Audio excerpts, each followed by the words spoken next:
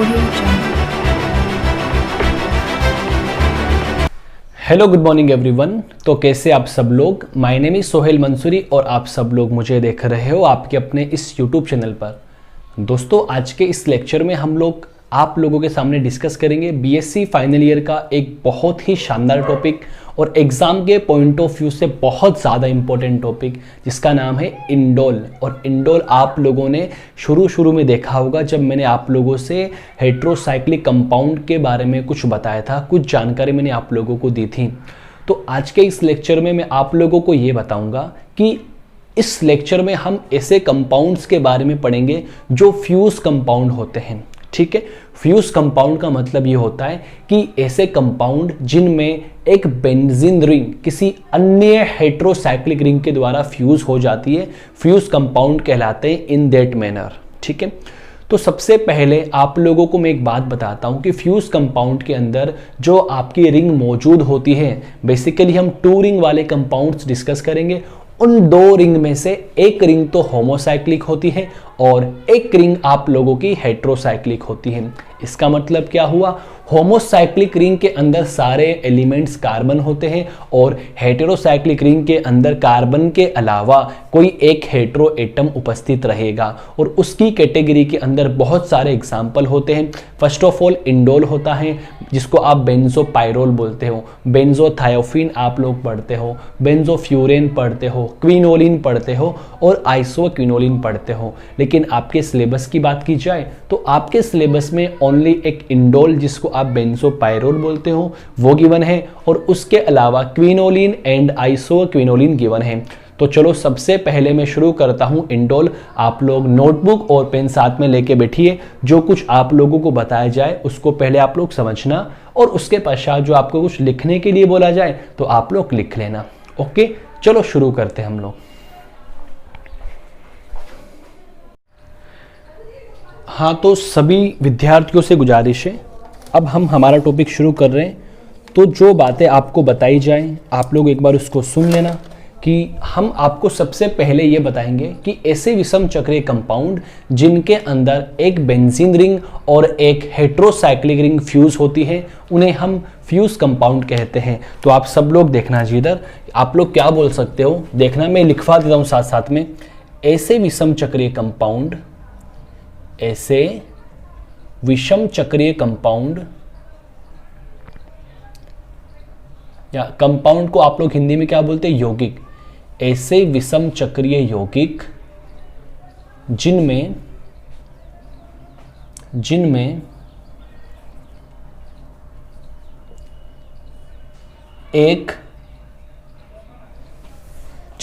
एक benzene ring,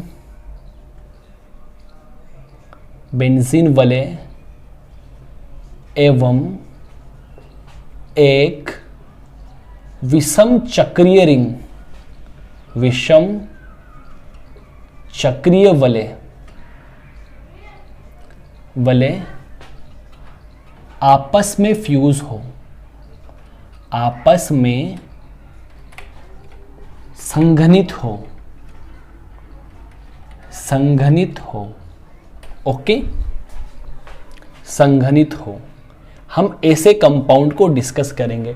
तो आप सब लोग एक बार इधर देख लेना, कुछ कंपाउंड्स में आप लोगों के सामने बना रहा हूं कि इनमें क्या होता है कि जो 2 रिंग होती है, इनमें एक जो रिंग होती है बेंजीन रिंग वो होमोसाइक्लिक होती है और एक रिंग कौन सी होती है, हेट्रोसाइक्लिक रिंग मौजूद होती है। तो आप सब लोग यहां पे देखना, इसकी कैटेगरी के अंदर हम लोग बहुत सारे एग्जाम्पल डिस्कस करते हैं जो कि मैं आप लोगों के सामने बना रहा हूं। एक बार आप सब लोग देख लीजिए और जब मैं आप लोगों को नोट डाउन करने के लिए बोलूं तब आप नोट कर लेना।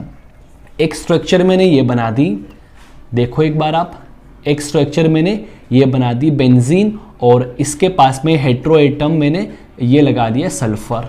ठीक है, और एक स्ट्रक्चर मैंने कुछ इस तरीके से बनाई, एक तो बेंजीन रिंग बना दी और अब की बार हेटेरो एटम ऑक्सीजन को लगा दिया। 3 कंपाउंड तो ये हो गए। चौथे कंपाउंड की बात करता हूं, आप लोग देखना इधर, यहाँ पे मैंने एक बेंजीन रिंग बना दी और यहाँ पे मैंने एक पिरिडीन रिंग बना दी, करेक्ट। और एक पांचवें एग्जाम्पल की बात करता हूँ। यहाँ पे मैंने एक बेंजीन रिंग को बनाया और इधर मैंने क्या बनाया, ये एक पिरिडीन रिंग को इस तरीके से बनाया।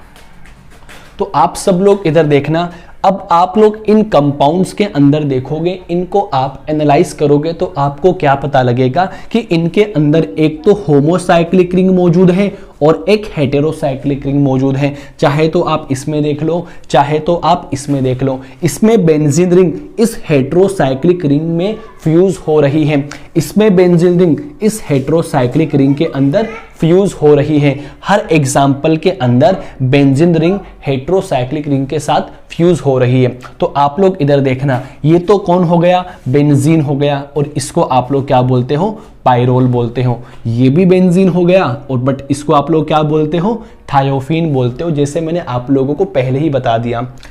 इसको आप लोग क्या बोलोगे दोस्तों, बेंजीन, और इसको आप लोग क्या बोलोगे, ऑक्सीजन कंटेनिंग एटम को फ्यूरेन बोलते हैं, 5 मेंबर रिंग अनसैचुरेशन। ये सेम कहानी, इसको आप लोग बेंजीन बोलोगे, बट इसको आप क्या बोलते हो, पिरिडीन बोलते हो। इसकी बात कर लो, इसको भी आप बेंजीन बोलोगे, बट इसकी बात करोगे ना तो इसको अपन बोलते हैं पिरिडीन। तो आप लोग देखना इसका नाम क्या क्या होता है। तो देखो मैं आपको बताता हूं, इसको आप लोग बोलते हो बेंजोपाइरोल। देखो इंग्लिश में लिख देता हूं मैं, कोई दिक्कत वाली बात नहीं, सब समझदार हो। बेंजोपाइरोल, ठीक है। बेंजीन रिंग पाइरोल के साथ में फ्यूज हो रही है, इसको आप लोग बोलोगे बेंजोथायोफीन। बेंजीन रिंग थायोफीन रिंग के साथ में फ्यूज हो रही है, बेंजोथायोफीन, और इसको आप लोग क्या बोलोगे, बेंजोफ्यूरेन। इतनी बात आप लोगों को समझ में आई क्या? देखो मैंने कुछ नहीं किया, बस ऐसे कंपाउंड्स की जानकारी दे रहा हूं जिनमें बेंजीन रिंग किसी हेटेरोसाइक्लिक रिंग में फ्यूज हो रही है। इतनी बात आप लोगों को समझ में आती है। लेकिन जब आप इन दो कंपाउंड्स की बात करोगे तो आप लोग जरा इधर देखना दोस्तों, यहाँ पे तो बेंजीन रिंग है और यहाँ पे पिरिडीन है, तो इसको आप लोग क्या बोल सकते हो, बेंजोपिरिडीन। क्या बोलोगे, बेंजोपाइरिडीन। ओके, इसको भी आप लोग क्या बोलोगे, बेंजोपाइरिडीन। सर दोनों का नाम सेम है तो इसमें डिफरेंस क्या है, मैं आपको अभी बता देता हूं, ठीक है। इसको तो दोस्तों आप बोलते हो क्विनोलिन। क्या बोलते हो, क्विनोलिन, क्विनोलिन। और इसको आप लोग बोलते हो आइसोक्विनोलिन। नाइट्रोजन की पोजीशन चेंज हो गई तो आप लोग इसको क्या बोलोगे, आइसोक्विनोलिन। अब आप लोग देखना इसको हम लोग किस तरीके से नंबरिंग देते हैं, मैं आप लोगों को ये भी सिखा देता हूँ। इसको नंबर 1, इसको नंबर 2, इसको 3, इसको 4, फ्यूज वाले को नंबर नहीं देते, 5, 6, 7 एंड 8। यहाँ पे नाइट्रोजन पहली पोजीशन पर हो तो इसको क्या बोलते हैं, क्विनोलिन। बट नाइट्रोजन अगर इस वाली पोजीशन को छोड़ के यहाँ पे चला जाए तो ये देखो पोजीशन चेंज हो चुकी है इसकी, तो इसको अपन क्या बोलते हैं, आइसोक्विनोलिन। चलो इसको आप लोग क्या बोलते हो, मैं आप लोगों को बता देता हूँ, बस अपने को इसी के बारे में पता होना चाहिए दोस्तों। इसको आप लोग इंडोल बोलते हो। क्या बोलोगे, इंडोल। अब सुनो बात सारी, काम की बात सुनो। आपके जो एग्जाम के पॉइंट ऑफ व्यू से जो इंपॉर्टेंट है और जो आपके सिलेबस में मेंशन है, एक तो इंडोल गिवन है, एक तो कंप्लीट अपने को इसको डिस्कस करना है, एक आपको क्विनोलिन पढ़ना है और एक आपको आइसोक्विनोलिन पढ़ना है। ना तो ये गिवन है और ना ये गिवन है, बट आपको पता होना चाहिए कि बेंजोफ्यूरेन क्या होता है, बेंजोथायोफीन क्या होता है। इतनी बातें आप लोगों को समझ में आई क्या? देखो मैंने क्या बोला, यदि किसी बेंजीन रिंग के साथ में कोई हेटेरोसाइक्लिक रिंग मौजूद हो, फ्यूज हो आपस में, उसे हम क्या बोलते हैं, फ्यूज कंपाउंड बोलते हैं। तो आप लोगों ने देखा अलग अलग एग्जाम्पल मैंने आप लोगों के सामने बनाए हैं। तो आप लोगों को इतनी बात समझ में आई क्या? अब सबसे पहले जो हम शुरू करेंगे वो इंडोल शुरू करेंगे। सबसे पहले इंडोल के बारे में जितनी जानकारी होती है आपके एग्जाम के पॉइंट ऑफ व्यू से, वो सब हम आप लोगों को बता देंगे, और उसके बाद में हम लोग पढ़ेंगे इंडोल बनाने की विधि, और उसके बाद में हम लोग डिस्कस करेंगे इंडोल की रासायनिक अभिक्रिया। तो आप सभी बीएससी फाइनल ईयर विद्यार्थियों से इतनी सी गुजारिश है, प्लीज़ आप लोगों से मैं एक बात ये बोलना चाहता हूँ, इस लेक्चर को प्लीज़ आप अपने व्हाट्सएप पे, अपने फेसबुक पे, इंस्टाग्राम पे, सब जगह शेयर करिए। प्लीज़ आप लोगों से गुजारिश है, दिली गुजारिश है, क्योंकि मैं अगर आप लोगों के लिए इतना कर रहा हूँ तो एवज में आप इतना तो कर सकते हो ना। चलो फालतू की बात ना करते हुए आप एक बार इसका स्क्रीनशॉट ले लीजिए। मैं मेरे नेक्स्ट कंपाउंड की ओर मूव करता हूँ, इंडोल। फटाफट इसका स्क्रीनशॉट ले लीजिए।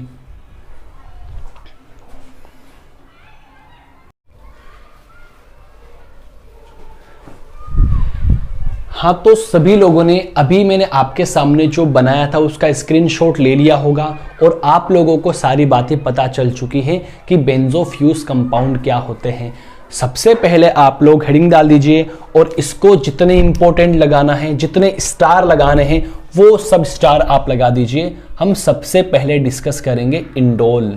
बहुत इंपॉर्टेंट है एग्जाम के पॉइंट ऑफ व्यू से, आप लोगों से मैं बोलना चाहता हूं इसको स्टार लगा लेना और इस बार एग्जाम में 100% पूछेगा इंडोल। और इसको और क्या बोलते हैं, बेंजोपाइरोल। मैं हिंदी में भी लिखूंगा और मैं इंग्लिश के अंदर भी लिखूंगा बेंजोपिरोल। ठीक है, इंडोल और बेंजोपिरोल।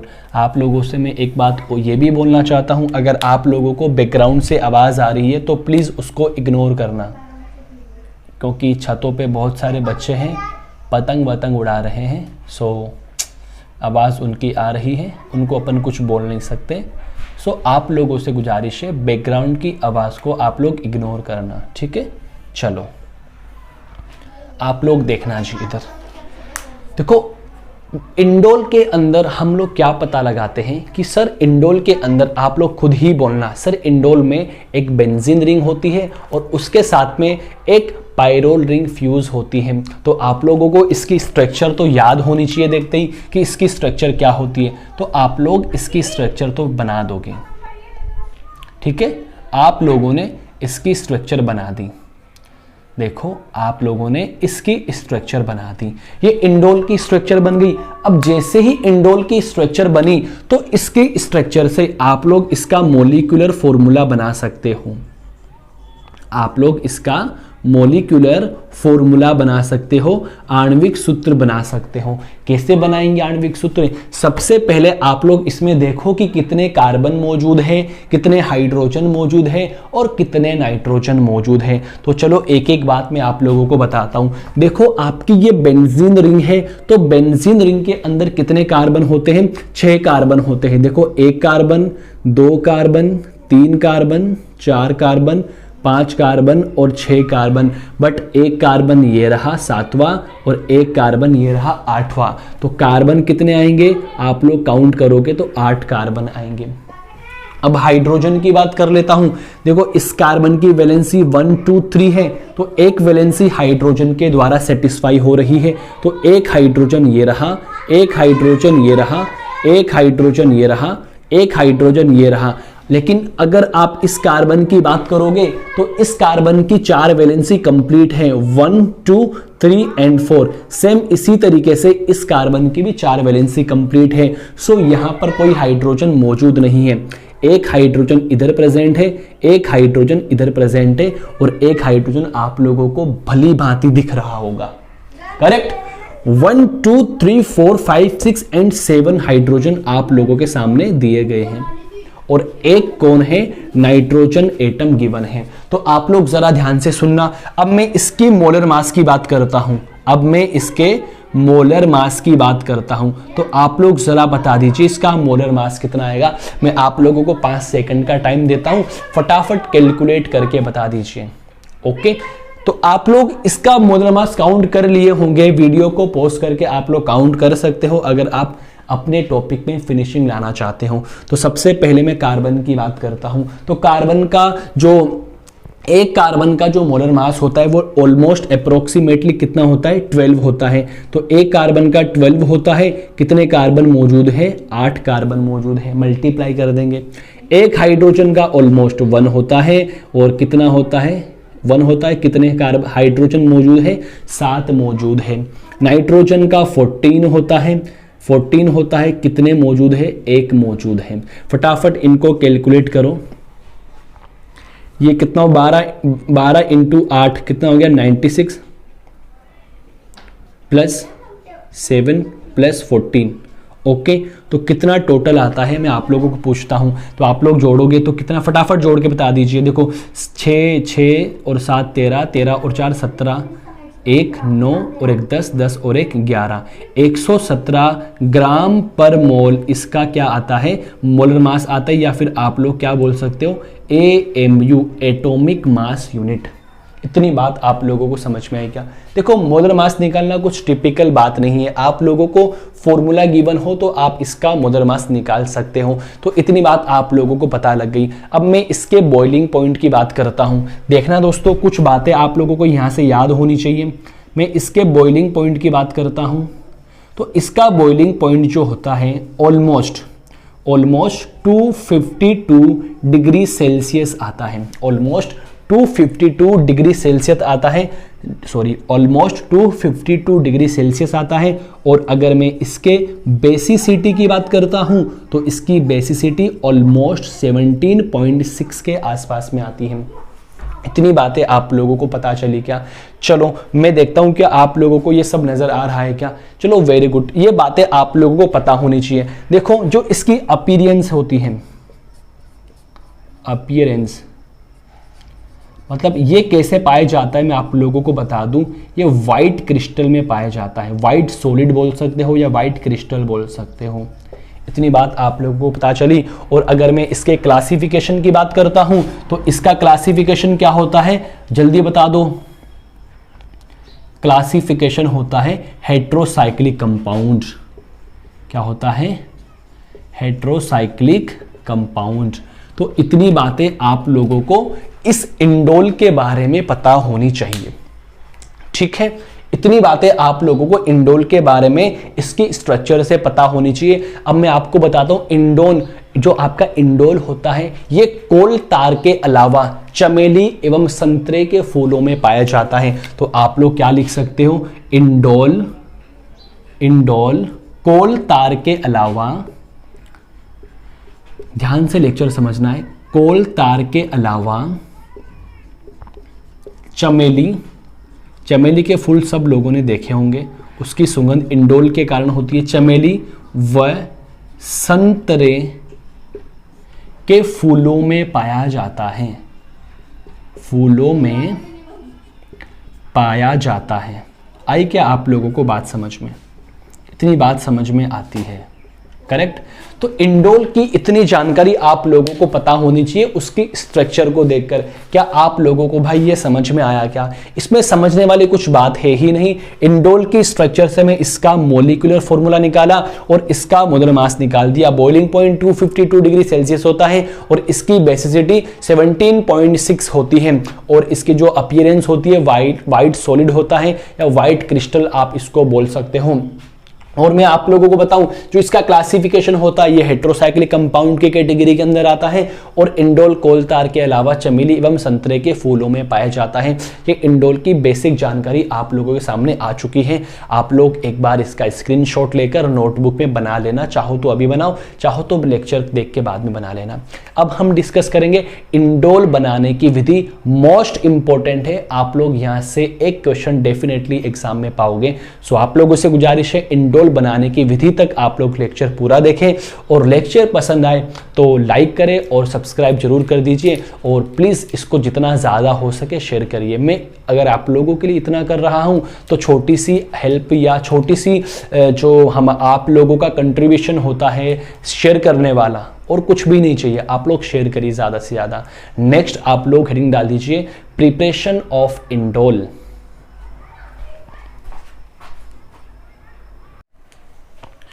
हाँ, तो दोस्तों आप लोगों ने इंडोल के बारे में थोड़ी जानकारी ले ली है और अब हम लोग डिस्कस करेंगे इंडोल बनाने की विधि। आप लोग इसको वेरी वेरी इंपॉर्टेंट लगा लीजिए। जो विधि हम पढ़ेंगे अभी, सबसे पहला मेथड आता है फिशर इंडोल मेथड। कौन सा आता है? Fischer's indole method. Fischer's indole method बहुत ज्यादा इंपॉर्टेंट है और आप लोगों को एज इट इज एग्जाम में मिलेगा। तो आप लोग इसको इंपॉर्टेंट लगा लीजिए। इंपॉर्टेंट क्या, वेरी इंपॉर्टेंट लगा लीजिए, क्योंकि बहुत अच्छा सवाल है। ओके, अब देखो फिशर इंडोल मेथड में क्या होता है। हम लोग इंडोल की फॉर्मेशन करते हैं, लेकिन किस तरीके से करते हैं वो अपने को पता होना चाहिए। मैं आप लोगों को एक लाइन बोलता हूं और लाइन आप लोग ध्यान से सुनना और उसके अकॉर्डिंग अपन लोगों को इंडोल बनाएंगे और इंडोल बनाना सीखेंगे। इंडोल बनाना सीखेंगे। प्लीज आप लोगों से गुजारिश है, ध्यान से सुनो, ईयरफोन लगा के लेक्चर को देखो और एक एक पॉइंट ध्यान से समझना। मैंने क्या बोला कि फिशर इंडोल के अंदर हम लोग फेनिलहाइड्रेजोन की अभिक्रिया एसिड की प्रेजेंस में करवाते हैं। फेनिलहाइड्रेजोन की अभिक्रिया मैं ZnCl2 के साथ में करवा दूं, मैं BF3 के साथ में करवा दूं, मैं सल्फ्यूरिक अम्ल के साथ में करवा दूं, तो हम लोगों को इंडोल या उसका कोई डेरिवेटिव नजर आता है, उसका इंडोल या उसका डेरिवेटिव बनता हुआ नजर आता है। अरे ये किस तरीके से केमिकल रिएक्शन होती है, आप लोगों को घबराने की जरूरत ही नहीं है। जैसे जैसे मैं आप लोगों को दिखाते जाऊं ना, वैसे वैसे आप लोग देखते चलना। फिर भी अगर आप लोगों को कुछ डाउट रहेगा ना, तो कमेंट बॉक्स आपके लिए 24 आवर खाली रहता है, वहां पे आप लोग कमेंट कर दीजिएगा। सर हम लोगों को रिएक्शन समझ में नहीं आई, तो एक बार फिर से आप लोग बता दीजिए। लेकिन मैं क्या करूंगा, इस रिएक्शन को समझाने के बाद में एक बार फिर से आप लोगों को समझाऊंगा। क्यों? क्योंकि ये रिएक्शन अपने आप में बहुत ज्यादा इंपॉर्टेंट होती है। तो हम शुरू करते हैं इंडोल बनाने की विधि में। सबसे पहला मेथड फिशर इंडोल। तो मैं आप लोगों को ये बता रहा हूं, देखो किस तरीके से केमिकल रिएक्शन में समझाता हूं। मेरा तरीका क्या होता है, मैं यहां पे लिखता हूं कि कार्बोनिल कंपाउंड में कीटोन ले लेता हूं, ठीक है, कार्बोनिल कंपाउंड में कीटोन लेता हूं और कीटोन की अभिक्रिया मैं फेनिलहाइड्रेजीन के साथ में करवाता हूं, फेनिल हाइड्रेजीन के साथ में करवाता हूं। आप लोग इंग्लिश से मत घबराना, फेनिलहाइड्रेजीन के साथ में करवाता हूं।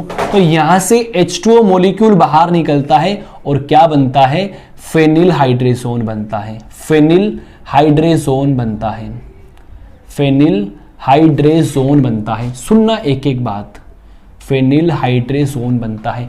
अब इस फेनिलहाइड्रेजोन की अभिक्रिया मैं एसिड की प्रेजेंस में करवाता हूं, तो आप लोग कान खोल के सुन लीजिए क्या बनेगा। अरे दोस्तों, इंडोल बनेगा या फिर उसका कोई डेरिवेटिव बनेगा, या तो इंडोल बनेगा या फिर उसका कोई डेरिवेटिव बनेगा। किस तरीके से ये इंडोल बनता है या उसका डेरिवेटिव बनता है, आप लोग जरा भी मत घबराना। अरे देखते जाओ, जो जो मैं आपको बता रहा हूं ना, वो लोग आप देखते जाओ। देखो सबसे पहले कीटोन की अभिक्रिया मैं फेनिलहाइड्रेजीन के साथ में करवाता हूं, तो आप लोग जरा इधर कान खोल के सुन लीजिए, क्या ये आपका फेनिलहाइड्रेजीन होता है क्या? देखो जरा देखो, आप लोग इसको क्या बोलते हो, फेनिलहाइड्रेजीन। यहां पे NH लगा हुआ होता है और यहां पे NH2 होता है। एक एक बात आप लोगों को गौर से सुननी है और गौर से देखनी है। अरे दोस्तों, ये आपका फेनिलहाइड्रेजीन, इसकी अभिक्रिया में कीटोन के साथ में करवाता हूं। माना इसकी अभिक्रिया में इस वाले कीटोन के साथ में करवा दिया, तो मैंने क्या कहा, यहां से H2O मॉलिक्यूल एलिमिनेट होता है। अरे इसका एलिमिनेशन यहां पर हो गया, ये लो H2O मॉलिक्यूल बाहर निकल गया। आप लोग यहीं पे लिख सकते हो, सर H2O मॉलिक्यूल यहां से निकल चुका है। जैसे ही H2O मॉलिक्यूल निकलेगा तो क्या स्पीसीज बनेगी, तो आप लोग बोलोगे सर ये बेंजीन रिंग तो यहां पर मौजूद है और ये नाइट्रोजन ऑलरेडी प्रेजेंट है, हाइड्रोजन लगा हुआ है और यहां पे नाइट्रोजन के साथ में डबल बॉन्ड आएगा कार्बन, क्योंकि H2O बाहर निकला है और इस कार्बन पर क्या लगे हुए हैं, 2 CH3 लगे हुए हैं। से यस और नॉट, कमेंट बॉक्स भर जाने चाहिए भाई। अरे इधर देखो, जल्दी देखो, यहां से आप लोगों ने बाहर क्या निकाला, H2O निकाला। ये आपका कौन है, फेनिलहाइड्रेजीन है। जरा देखना कौन है, फेनिलहाइड्रेजीन है। जरा देखते जाओ, फेनिलहाइड्रेजीन है और ये आपका कीटोन है। इसकी रिएक्शन आप लोगों ने कराई, H2O मॉलिक्यूल का एलिमिनेशन हुआ, तो क्या बनता है, फेनिलहाइड्रेजोन बनता है, फेनिलहाइड्रेजोन बनता है।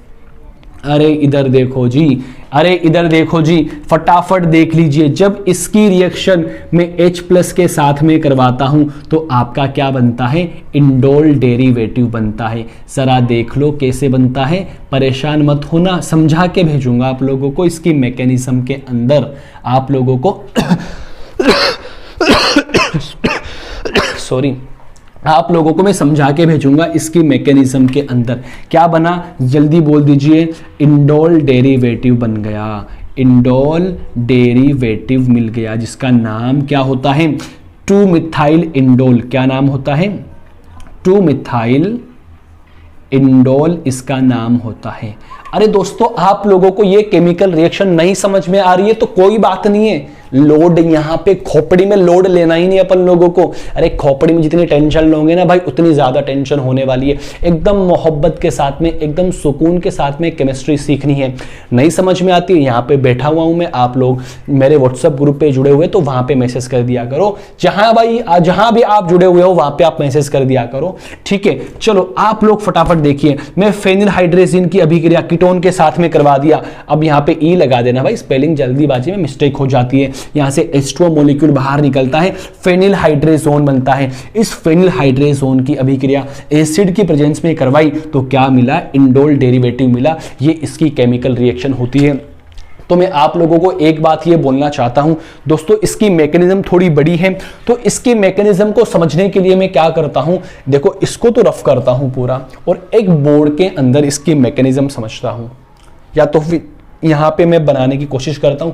एक काम करो, एक बार आप इसको बना लीजिए स्क्रीनशॉट करके और इसी के नीचे मैं लिखता हूं, ठीक है। जल्दी आप लोग एक बार इसको बना लीजिए, ठीक है। हाँ, आप लोगों ने बना लिया होगा वीडियो को पॉज करके। मैं यहीं पे बताता हूं कि कैसे इसकी मैकेनिज्म होती है।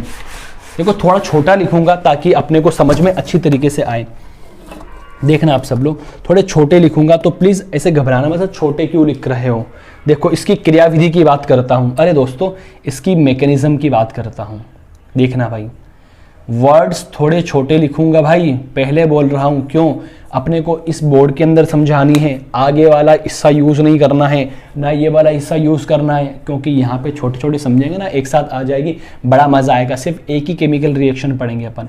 देखो भाई देखो, ये आपका कौन है, फेनिल हाइड्रेजोन है। देखते जाना भाई, ये नाइट्रोजन, ये हाइड्रोजन, यहाँ पे ये नाइट्रोजन, डबल बॉन्ड कार्बन, यहाँ पे CH3 लगा हुआ है, यहाँ भी CH3 लगा हुआ है। देखते जाना, रिवर्सिबल रिएक्शन होती है।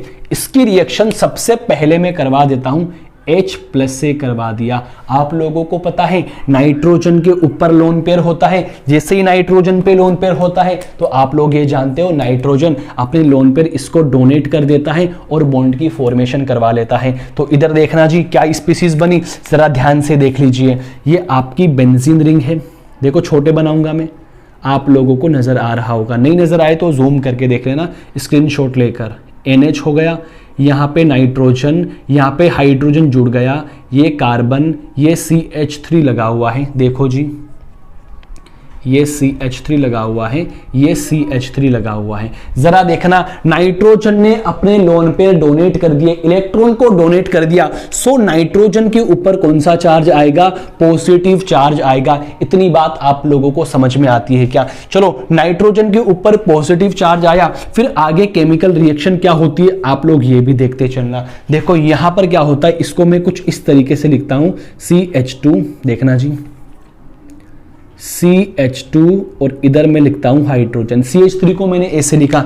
यहां से क्या होता है कि इस कोवलेंट बॉन्ड के इलेक्ट्रॉन इधर की ओर शिफ्ट होते हैं और ये इलेक्ट्रॉन यहां शिफ्ट हो जाएंगे, नाइट्रोजन का पॉजिटिव चार्ज खत्म हो जाएगा और बाहर क्या निकल जाएगा, माइनस का H पॉजिटिव बाहर निकल जाएगा। अरे देखो ये बॉन्ड के दोनों इलेक्ट्रॉन इधर शिफ्ट हो जाएंगे तो इस कार्बन और इस कार्बन के बीच में डबल बॉन्ड आ जाएगा और ये डबल बॉन्ड इसके साथ में, जब इस कार्बन पे डबल बॉन्ड आ जाएगा तो कार्बन की वैलेंसी 5 हो जाएगी। चूंकि आप लोग जानते हो कार्बन की वैलेंसी 4 होती है, सो ये इलेक्ट्रॉन नाइट्रोजन पे शिफ्ट हो जाएंगे और इस पॉजिटिव को खत्म कर देंगे। तो आप लोग देखना क्या स्पीसीज बनी नहीं आप लोगों की, जरा देखना जी इधर कुछ नहीं है, छोटी सी रिएक्शन है, आप लोग खुद कर लोगे।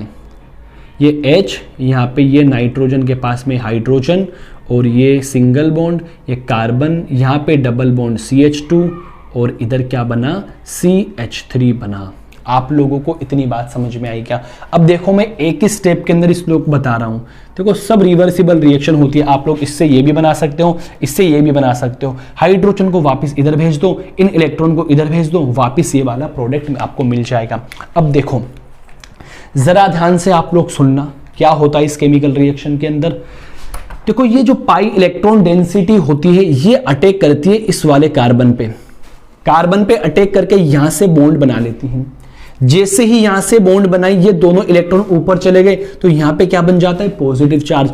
ये इलेक्ट्रॉन इधर शिफ्ट हो जाते हैं, हो गए शिफ्ट। और जैसे ही ये इलेक्ट्रॉन इधर शिफ्ट होते हैं और ये इलेक्ट्रॉन जाके इधर जाके बॉन्ड बना लेते हैं। देखना, ये तो बॉन्ड यहां से बना, यहां पे डबल बॉन्ड बना, यहां से इनका लिंक टूट गया और यहां पे डबल बॉन्ड जनरेट हो गया। क्या स्पीसीज बनी, जरा देख लो एक बार इधर आप भाई, एग्जाम में डेफिनेटली पूछेगा, एग्जाम में डेफिनेटली पूछेगा। यहाँ पे डबल बॉन्ड नाइट्रोजन, ये हाइड्रोजन, और यहाँ पे क्या जुड़ेगा, ये CH2 जुड़ा हुआ है, यहाँ पे कार्बन जुड़ा हुआ है, यहाँ पे डबल बॉन्ड बन चुका है जिसके पास नाइट्रोजन और हाइड्रोजन मौजूद है, और इसके पास में एक CH3 लगा हुआ है। देखो देखो देखो, ध्यान से समझना, कुछ गलती नहीं करनी है। स्टेप समझ में नहीं आ रही, कमेंट बॉक्स में कमेंट करते चलिए, फटाफट आप लोगों को पता लगेगा। जरा ध्यान से देख लीजिए, आप लोगों को ये सब समझ में आ रहा है क्या?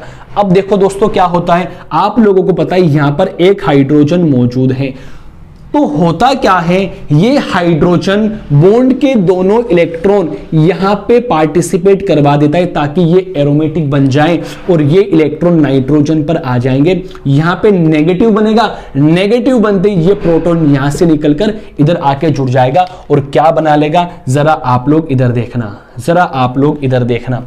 देखो ये तो एरोमेटिक रिंग हो गई क्योंकि नाइट्रोजन ने इलेक्ट्रॉन रिंग को दे दिए। यहां पे CH2 लगा हुआ है, यहां पे कार्बन है, यहां CH3 है, यहां पे डबल बॉन्ड नाइट्रोजन है और हाइड्रोजन इधर लगा हुआ है NH2 और ये लोन पेयर। देखो सब एकदम सही हो रहा है, बस कुछ देर में प्रोडक्ट बनने जा रहा है, कुछ देर में प्रोडक्ट बनने जा रहा है। अरे आप लोग जानते हो पायरोल रिंग के अंदर एक 6 मेंबर की रिंग होती है और एक 5 मेंबर की रिंग होती है। जरा जरा जरा गौर करना इस वाले स्टेप को, जरा ध्यान से गौर करना दोस्तों। लोन पेयर यहां पर इलेक्ट्रॉन डेंसिटी को अटैक करवाता है, इलेक्ट्रॉन उधर डोनेट करेगा और ये इलेक्ट्रॉन इधर की ओर चले जाएंगे। देखो जरा क्या बनेगा, तो दरअसल आप लोगों ने देखा तो क्या बना नेक्स्ट स्टेप के अंदर, ये आपकी बेंजीन रिंग। जरा ध्यान से देखना, देखो यहां पे नाइट्रोजन इधर अटैक करेगा तो एक बॉन्ड ऐसे बनेगा, यहां पर मैं आपको दिखा देता हूं, फिर इसको रफ कर देता हूं, ठीक है।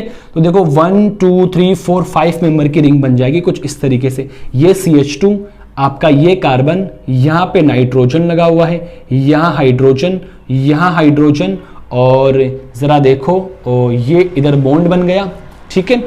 और बॉन्ड बनते ही यहां पे कौन लगा हुआ है, CH3 लगा, सॉरी, यहां कौन लगा हुआ है, CH3 लगा हुआ है, और यहां पे क्या लगा हुआ है, ये NH लगा हुआ है जहां पर नेगेटिव चार्ज मौजूद है। ध्यान से समझना है आप लोगों को, ध्यान से मतलब बहुत ध्यान से समझना है। अब देखो ये स्टेप हो गई, अब कुछ नहीं करना, सेम कहानी, यहां पे एक हाइड्रोजन मौजूद है, ये हाइड्रोजन फिर से बॉन्ड के इलेक्ट्रॉन को इधर भेजेगा और इधर भेजने के बाद में ये इलेक्ट्रॉन क्या होंगे, इधर भेजते यहाँ पे डबल बॉन्ड बनेगा और ये इलेक्ट्रॉन क्या हो जाएंगे, इधर की ओर चले जाएंगे। तो यहाँ पे नेगेटिव तो ऑलरेडी मौजूद था, एक H यहां से चला जाएगा। देखना एक बार 1 सेकेंड रुक जाना आप लोग देखना जी एक बार इधर,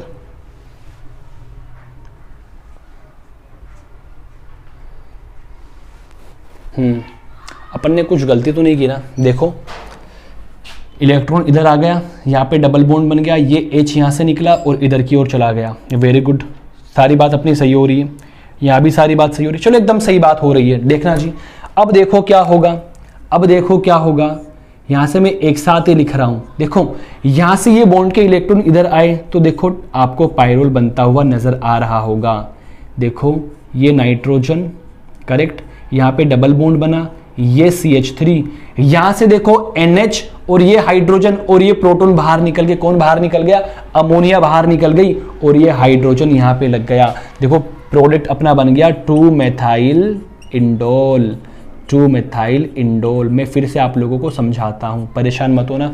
देखो यहां से NH, देखो जी, देखो ये इलेक्ट्रॉन इधर की ओर चले गए, इलेक्ट्रॉन की इधर की ओर जाने के पश्चात यहाँ से H जाके आप लोग इधर भी भेज सकते हो तो NH2 बन जाएगा और यहाँ से अमोनिया बाहर निकल जाएगी। देखो यहाँ पे नाइट्रोजन, हाइड्रोजन, ये वाला हाइड्रोजन और ये वाला हाइड्रोजन क्या बाहर निकला, NH3 बाहर निकल गया। क्या बाहर निकल गया, NH3 बाहर निकल गया और क्या प्रोडक्ट बन गया, 2-मेथाइल इंडोल प्रोडक्ट बन गया। ज़रा आप लोग फिर से ध्यान से सुनना, मैंने क्या करवाया है, कुछ परेशानी वाली बात नहीं है, आप लोगों को समझा के भेजूंगा। ये आप लोगों का सपोर्ट रहा तो आप लोग फिर से इसको समझना। देखो ज़रा चलो आप लोग देखना, बड़े शानदार तरीके से अपन ने इस रिएक्शन को कंप्लीट करवाई है।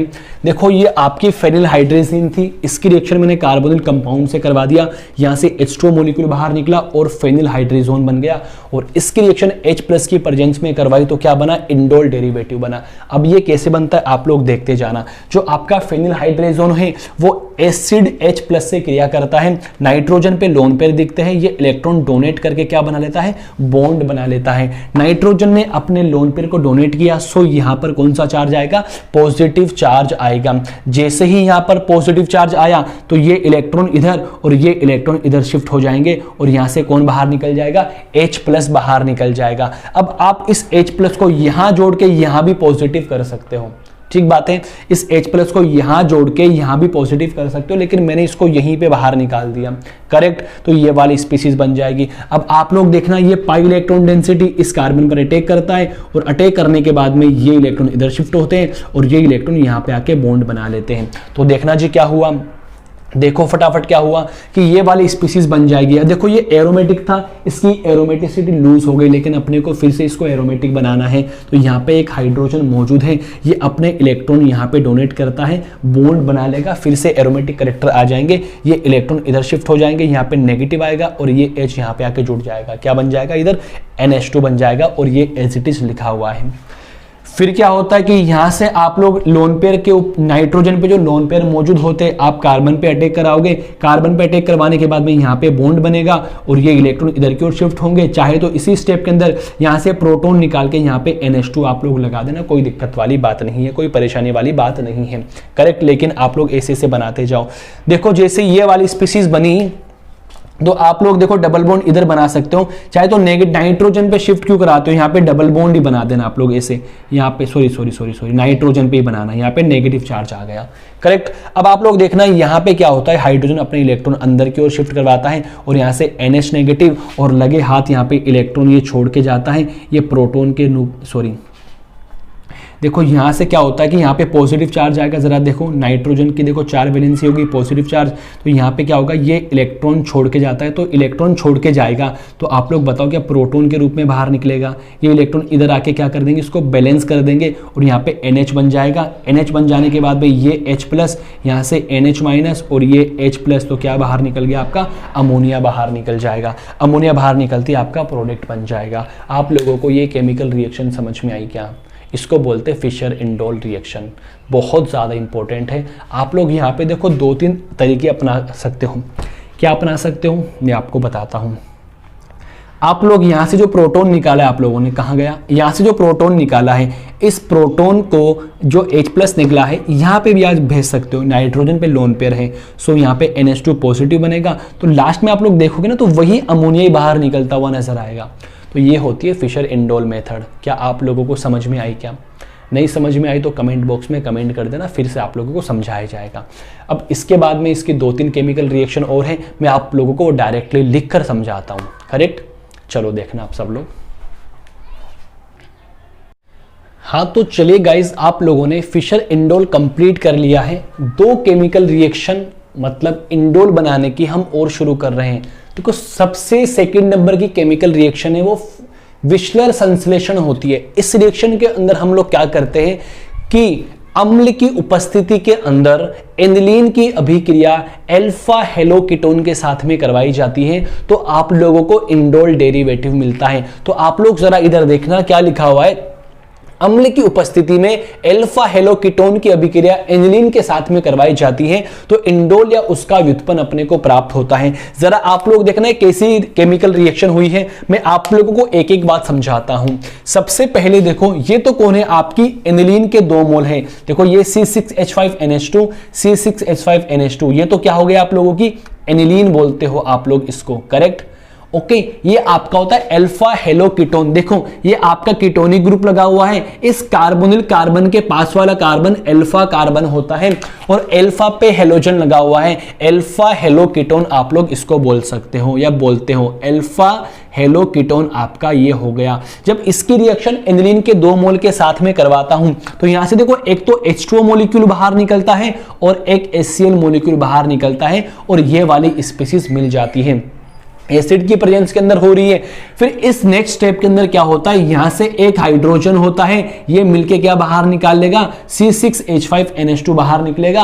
और यहां पे क्या होता है, एरोमेटाइजेशन ऑलरेडी मौजूद है और इंडोल डेरिवेटिव अपन लोगों को मिल जाता है। तो आप लोग याद रखना, इस केमिकल रिएक्शन को आप अच्छे से याद कर लेना कि हम एनिलीन के 2 मोल की अभिक्रिया अल्फा हेलो कीटोन के साथ में करवाते हैं, उसके पश्चात क्या बाहर निकलता है, C6H5NH2 बाहर निकलता है और इंडोल का एक डेरिवेटिव मिल जाता है। जो थर्ड केमिकल रिएक्शन होती है इंडोल बनाने की, वो है रिसर्च संश्लेषण। तो इस केमिकल रिएक्शन के अंदर हम लोग क्या करते हैं, ऑर्थोनाइट्रोटोलुइन की अभिक्रिया डाइएथिल ऑक्सिलेट के साथ में करवाते हैं। तो क्या प्राप्त होता है, इंडोल प्राप्त होता है और सोडियम एथोक्साइड की प्रेजेंस ली जाती है। जरा देखना किस तरीके से बना है। देखो डायरेक्ट में पहले लिख दिया, फिर मैं आप लोगों को समझा देता हूं। देखो यहां पे ये नेगेटिव, ये पॉजिटिव, ये बेस की तरह बिहेव करता है, यहां से प्रोटॉन लेके चला जाएगा।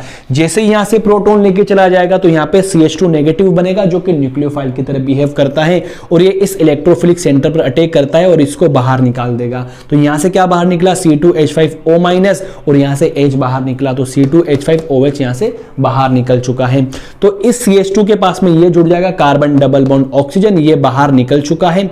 इसको आप लोग ऐसे करके दिखा देना, ये बाहर निकल गया और ये कार्बन डबल बॉन्ड ऑक्सीजन और ये वाला पूरा ग्रुप एसिड जुड़ा हुआ है। देखो ये CH2 बना, ये कार्बन डबल बॉन्ड ऑक्सीजन ये रहा और COOET एसिड मौजूद है। फिर मैं इसका हाइड्रोलिसिस करवाता हूं। तो इसका जब आप हाइड्रोलिसिस कराओगे तो ये COOET किस में कन्वर्ट हो जाता है, COOH में कन्वर्ट हो जाता है। हो गया।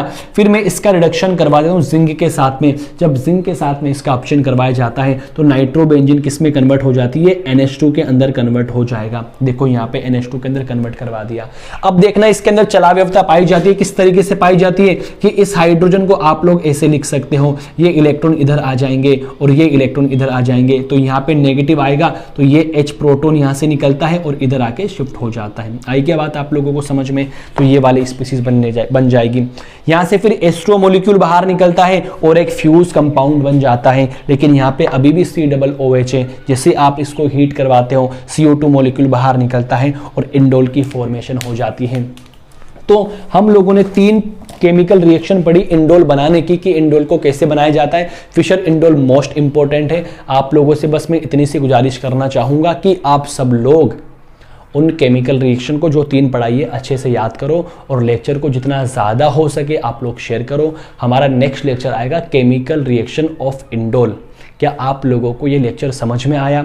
अगर लेक्चर समझ में आया तो प्लीज़ कमेंट बॉक्स में कमेंट कर दीजिए कि यस हमें लेक्चर समझ में आया, ताकि मुझे ऐसा लगे कि हाँ भाई मेरे द्वारा पढ़ाया गया जो सब्जेक्ट है, जो टॉपिक है आप लोगों को समझ में आ रहा है। चलो मैं अभी आपके सामने अलविदा लेता हूँ। Thanks for watching this video. अच्छे से रहो, सुरक्षित रहो और हाँ लाइक शेयर और सब्सक्राइब करना ना भूलिए। Bye bye.